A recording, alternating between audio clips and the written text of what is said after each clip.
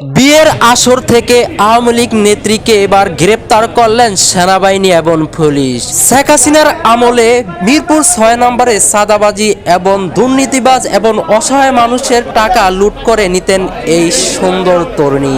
রাজনীতির প্রভাব খাটিয়ে লক্ষ লক্ষ টাকা হাতিয়ে নিতেন অসহায় মানুষের কাছ থেকে এই ছাত্রলীগ নেত্রী। প্রিয় দর্শক, মিরপুর ৬ নম্বর এমন একটি কাজ করে বেড়াতেন। আজকে পুলিশ তাকে গ্রেপ্তার করলো বিয়েবাড়ির কমিটি সেন্টার থেকে। আজকের ভিডিওটা যে যেখান থেকে দেখছেন অবশ্যই ভিডিওটা কন্টিনিউ করবেন আর ভিডিওটা শেয়ার করে দিবেন আর কমেন্ট বক্সে আপনাদের মতামত জানাবেন।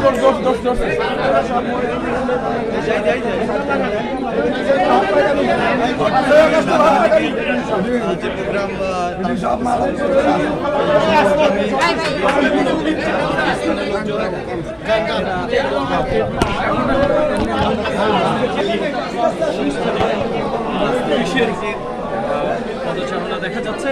ধারণা করা হচ্ছে এখানটাতে আওয়ামী লীগের একটি নেত্রী আছে। সরাসরি আপনাদের দেখানোর চেষ্টা করছি নেত্রী কোনটা সন্দেহবশত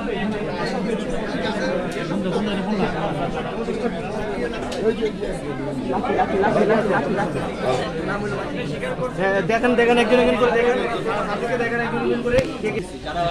আচ্ছা তাহলে এই মহিলারা সবাই এক না?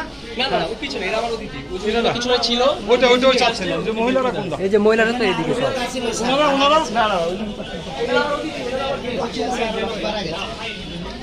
আমরা দেখতে পাচ্ছি যে পুলিশ এসে পড়েছে, তারা যাতে আমাদের কি হয়েছে এবং